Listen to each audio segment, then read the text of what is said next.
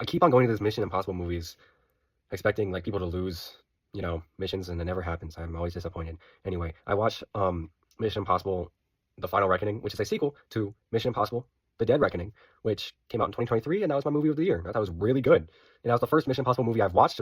Believe it or not, I know it's a very influential and popular franchise. I just never got around to seeing any of the other ones, and then my family was like, "Hey, we should watch this one. It's coming out." I was like, "Yeah, why not?" And this one was good, but just not anything past that. They just gave like a really big recap of the last movie because this one came out in 2023, and honestly, I'm pretty sure that it didn't do too well in the box office considering all the money they spent on it. So of course they would put in a big, recap because I'm guessing most people who are coming in to see this final movie in the Mission Impossible franchise probably haven't seen the last one because that one didn't do too well. The last movie was very grounded and, it's my movie of the year, no wonder. There's real like growth in characters and you could see that. And there really isn't much of that in this new movie. And I understand why they did that. It's the final movie in this franchise. You kind of want to stick to your roots to not really make people mad or anything.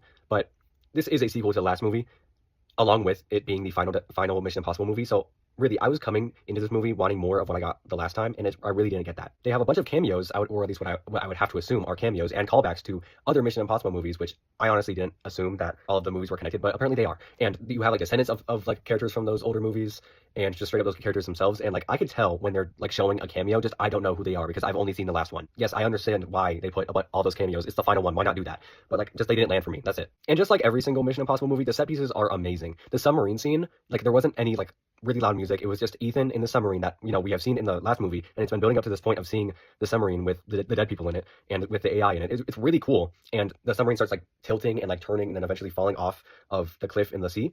And Ethan having to go into the torpedo chute and gunning out of there, and we like not knowing if he's gonna survive, but it's the final movie. Of course he's gonna survive. But you know what I mean? That's just like a really cool scene, and my favorite part of the movie, honestly.